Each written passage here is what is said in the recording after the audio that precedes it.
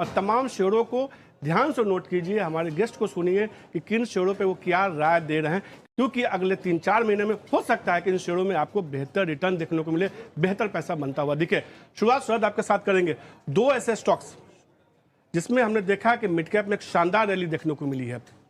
जी बिल्कुल, दो स्टॉक्स है, वो है IRFC और हैं आपके BHEL। अब याद रखें यहाँ पे मार्च लो से ये दोनों स्टॉक्स में लगभग आप कह सकते हैं 76 to 90% का रिटर्न्स दिया, और एनालिस्ट लेकिन हालांकि जो ओवरऑल देख रहे 12 मंथ बेसिस पे यहाँ पे ऑलमोस्ट 36 to 41% का जो है गिरावट देखने मिल सकता है। IRFC में ऑफकोर्स जो फाइनेंसिंग में जो है बढ़ोतरी देखने मिल रही है, क्योंकि रेलवे कैपेक्स बढ़ रही है और लोअर वैल्यूएशंस भी है, बाजार का मानना है। इंपॉर्टेंट बात यह भी है BHEL में अच्छी ऑर्डर इनफ्लो देखने मिल रही है, और लगभग 20 गीगावाट का जो थर्मल ऑर्डर्स है उसमें भी जो है एक अच्छी इंप्रूवमेंट देखने मिल रही है। तो इन दोनों स्टॉक्स पे जो है हमारी नजर रहेगी। तो दो स्टॉक्स की बात हुई, IRFC और BHEL।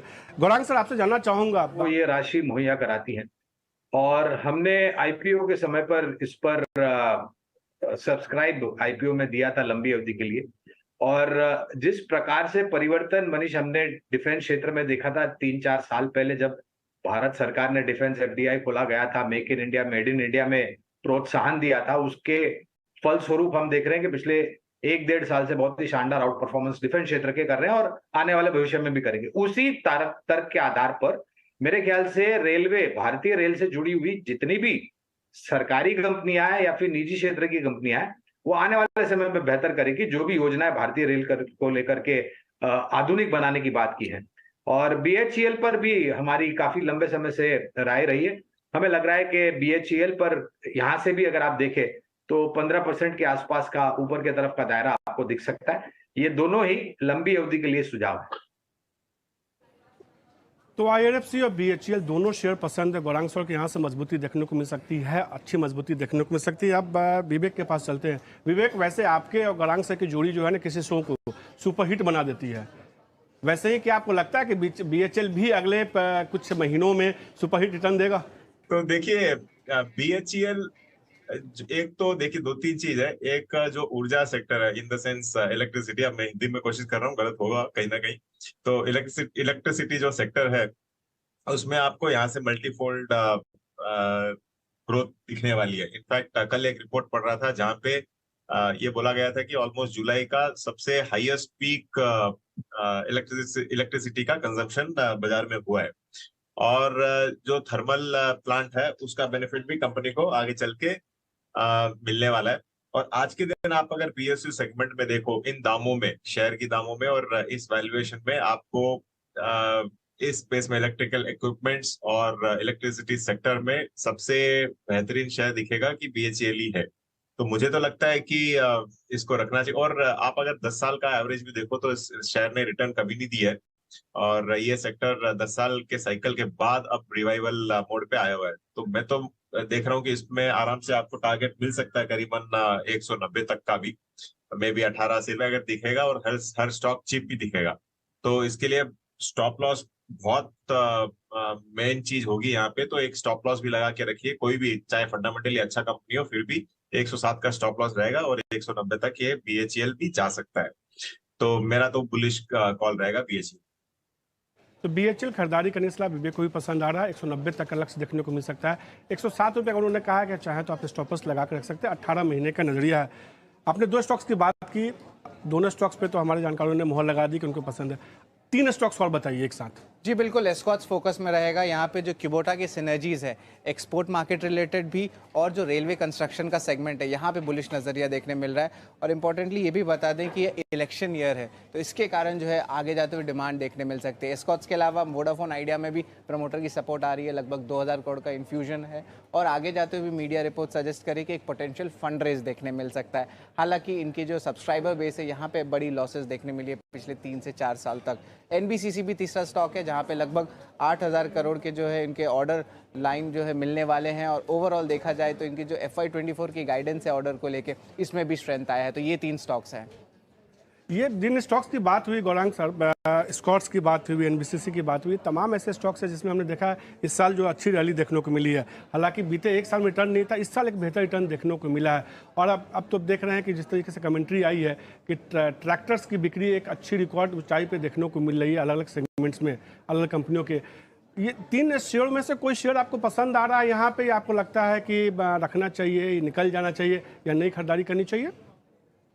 तीनों का मतलब है आपका एनबीसीसी, एस्कॉर्ट्स कुबोटा और वोडाफोन। ठीक है मनीष? तो जी। पहले ये तीनों ही स्टॉक पर, इनफैक्ट वोडाफोन पर काफी लंबे समय पहले हमने बिकवाली की राय दी थी, हमारा लक्ष्य आ चुका था, वो अभी राय नहीं है, इसलिए विशेष टिप्पणी नहीं करूंगा। और मैं ये मानता हूं, जो भी हमारे मित्र बता रहे थे, लगातार उपभोक्ताओं की संख्या में आपको महीने दर महीने निचले स्तर आते हैं, तो लंबे समय में आप किसको सर्विस करेंगे? अगर आपके पास उपभोक्ता ही इतने नहीं रहेंगे तो आप क्या करेंगे? 5G में अभी भी मन बना रहे, आना है नहीं आना है, डेट काफी है बैलेंस शीट पर, तो मैं टिप्पणी नहीं करूंगा। वोडाफोन तो ये रहा, तो वोडाफोन जो है पसंद नहीं है गौरांग सर को, उनको लगता है कि नहीं, इससे दूर रहिए। इनबेसिस पे उन्होंने बिकवाली करने की सलाह दी है। स्कॉट्स भी उनको पसंद नहीं आ इस लेवल पे।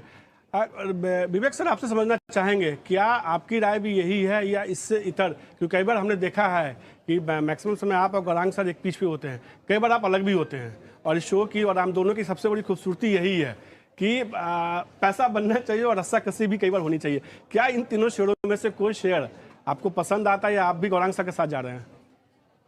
तो मनीष, बाजार की खूबसूरती यही है, व्यूज चेंज हो गए तभी बाजार चलता है। बिल्कुल। इस पे मुझे लग रहा है कि मैं तो तीनों स्टॉक पे गौरंग सर के साथ हूँ इसमें। एस्कॉर्ट्स तो देखिए 800 रुपए से ट्रैक करना चालू किया था, और अब इस दामों में लग रहा है कि वैल्यूएशन काफी महंगा होके रखा है। और इलेक्शन ईयर आ रहा है, आपने देखा। और इस बार सरकार इस ट्रेंड पे है कि इलेक्शन ईयर में आपको freebies generally central government नहीं बांटती है। तो फार्मर्स वेवर या फिर ट्रैक्टर्स पे आपको इजी लोन, ये सब कुछ होने वाला नहीं है, और वैल्यूएशन मुझे कॉस्टली लग रहा है। कंपनी ओवरऑल ठीक है, ऑन टिप्स देख सकते हैं, डेट जीरो है इसमें, तो उस हिसाब से अब एनबीएफसी पे भी, एनबीसीसी पे भी सिमिलर व्यू है। हो सकता है कि यहाँ से 3 या 4 रुपए और बढ़े, जो करीबन 8-10% हो सकता है, लेकिन वैल्यूएशन वहां पे एकदम कॉस्टली हो जाएंगे। वोडाफोन पे तो मैं तो क्लियर हूँ, आपको बेच के पैसा निकाल के निकल जाना चाहिए। देखिए, 1.25 लाख करोड़ डेट, जैसे सब्सक्राइबर बेस तो एकदम धीरे धीरे कम ही होते जा रहा है। एज डिस्क्लोजर, वोडाफोन कनेक्शन है मेरा मेन मोबाइल नंबर, यही एक डिस्क्लोजर रहेगा, शेयर नहीं है। तो कनेक्शन, अभी सब्सक्राइबर बेस कम हो रहा था, मुझे वेव्स है वो ज्यादा मिल रहे, तो मेरा एक्चुअली कनेक्शन बहुत क्लियर है अभी। लेकिन देखिए, ऑन अ सीरियस नोट, ऐसी कंपनी आप कहाँ लेके जा रही है? ये आगे का यस बैंक जैसे हो सकता है, अगर इसमें कुछ भी मर्जर होता है, और आगे चल के दिख रहा है कि ये एमटीएनएल, बीएसएनएल और वोडाफोन, सरकार इसको मर्ज करेगी, क्योंकि बहुत बड़ा स्टेक वो लोग ले चुके हैं ऑलरेडी। कंपनी डूबनी नहीं चाहिए, और मोनोपोली या डुओपोली नहीं होना बाजार में, इसके लिए सरकार भी इसको बचाना चाह रही है। तो अगर ये मर्जर भी होता है, तो यस बैंक के जैसे आप देखोगे ये शेयर अटक जाएगा एक जगह पे। तो मुझे तो कुछ उम्मीद नहीं है, अपॉर्चुनिटी लॉस होगा, तो इसके लिए आप निकल जाइए इससे। शेयर पे वोडाफोन, स्कॉट्स, एनबीसीसी, दोनों जानकारों ने सीधे तौर पे माना कि आपको निकल जाना चाहिए। और वोडाफोन पे सबसे अच्छा डिस्क्लोजर तो विवेक सर ने दिया अपने स्टाइल में, और उससे सीधे तौर पे बता रहे कि शेयर से आपको निकलने में ही भलाई है। और शो के शुरू में गौरांग सर ने कहा भी था कि जब बाजार गिरेगा तो हो सकता है इन मिड कैप पे कई शेयरों में गिरावट देखने को मिले। तो जहां मुनाफा मिल रहा है, एक बार के लिए मुनाफा बुक कर ले, बाहर निकले। स्क्रीन पे सिर्फ मुनाफा देखने से कुछ होता नहीं, पैसे घर में आना भी बेहद जरूरी है। अब बताइए, 2 शेयर और जिसने इस साल एक अच्छा रिटर्न दिया है और आपको लगता है कि बहुत ज़्यादा तेजी की गुंजाइश नहीं दिख रही है? जी बिल्कुल, 2 स्टॉक्स होने वाले इस लिस्ट में। एक आता है इंडिया सीमेंट्स है। यहाँ पे FY24 के लिए अगर सीमेंट डिमांड के बारे में बात करें, खत्म होता है तब जो है एग्जीक्यूशन शुरू होती है, प्राइसिंग पावर आती है, तो इसके कारण जो है इंडिया सीमेंट्स के ये अहम ट्रिगर है। JSW एनर्जी के बारे में बात करें तो यहाँ पे एक बहुत इंपॉर्टेंट बात बताता हूँ मनीष, यहाँ पे GQG पार्टनर्स हैं, उन्होंने स्टेक लिया है लगभग 1% का। अब ये जो है बहुत बड़ा फॉरेन FI निवेशक है जिन्होंने इन्वेस्ट किया, और इन्होंने अदानी ग्रुप ऑफ स्टॉक्स में भी जो है इन्वेस्ट किया था। यहाँ पे देखें तो पावर डिमांड जो है ओवरऑल आप कह सकते हैं उसका भी बेनिफिशियरी देखने मिले, जो रिकॉर्ड हाई लेवल्स पे आए हैं, क्योंकि अनसीजनल रेनफॉल आया है। एंड ऑफकोर्स इसके जो इम्पैक्ट है, आपके जो हाइड्रोजन होती है, ग्रीन एनर्जी होती है, उसके भी उनके बहुत सारे आर्म्स है। तो इसके 3 या 4 अहम ट्रिगर्स आ रहे हैं JSW एनर्जी के लिए। तो 2 शेयर JSW एनर्जी और इंडिया सीमेंट पे जो है अलग अलग रिटर्न अच्छा देखने को मिला। क्या गौरांग सर आपको लगता है कि दोनों शेयर होल्ड करना चाहिए? जैसा कि आपके शुरुआत के 2 शेयरों में नजरिया था, बाकी के 3 शेयरों में अपने नजरिया बदला, बिकवाली की सलाह दी, इस पे क्या नजरिया है आपके इन दोनों शेयरों पे? तो पहले इंडिया सीमेंट पे बात कर लेते हैं। हमारी राय है यहाँ पर, और हमें लग रहा है साल भर यानी कि 12 महीने या 18 महीने में आपको 15% के आसपास है, उससे थोड़ा ज्यादा मुनाफा मिल सकता है। और सीमेंट एक कमोडिटी का भी प्ले है मनीष। जिस प्रकार से भारत सरकार खर्च कर रही है, केंद्र सरकार, राज्य सरकार, जो निर्माण कार्य हो रहा है उसको ध्यान में रखते हुए सीमेंट की खपत होगी। रियल एस्टेट सेक्टर में सुधार हो रहा है, वहां सीमेंट की खपत हो रही है। निजी कंपनी अपनी विस्तार योजना आगे बढ़ा रही है, वहां पर सीमेंट का खपत हो रहा है। तो सीमेंट की खपत होगी और हम सीमेंट क्षेत्र पर काफी सकारात्मक सा नजरिया लेकर के।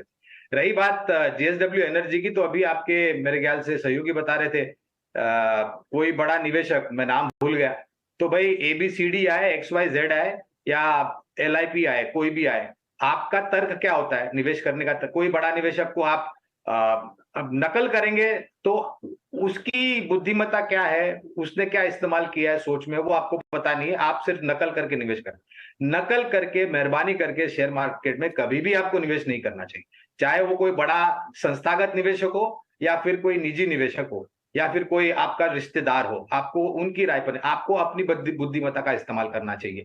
जेएसडब्ल्यू पर कवरेज नहीं, इसलिए विशेष रूप से टिप्पणी नहीं करूंगा, लेकिन विवेक भाई ने शुरुआत में ऊर्जा क्षेत्र को लेकर के जो टिप्पणियां करी है उससे मैं बिल्कुल सहमत हूं। मेरे ख्याल से आने वाले 3-5 सालों में जिस प्रकार से ऊर्जा की जरूरत पड़ेगी और जिस प्रकार से हम भारत नेक्स्ट $1 ट्रिलियन इकोनॉमी बन रही, तो ऊर्जा की जरूरत पड़ेगी, रुपयों की जरूरत पड़ेगी, वित्तीय क्षेत्र की जरूरत पड़ेगी। हमें लग रहा है टाटा पावर है, NTPC है, टोरेंट पावर जैसी कंपनियां हैं या फिर CSC जैसी कंपनियां हैं, ये अब बेहतर विकल्प है हमारे हिसाब से। निश्चित रूप से गौरांग सर की सबसे बड़ी खासियत शरद यही है कि जिस स्टॉक्स में उनकी कवरेज नहीं होती ना, इशारों में बहुत कुछ कह देते हैं और आपको बस इशारे समझने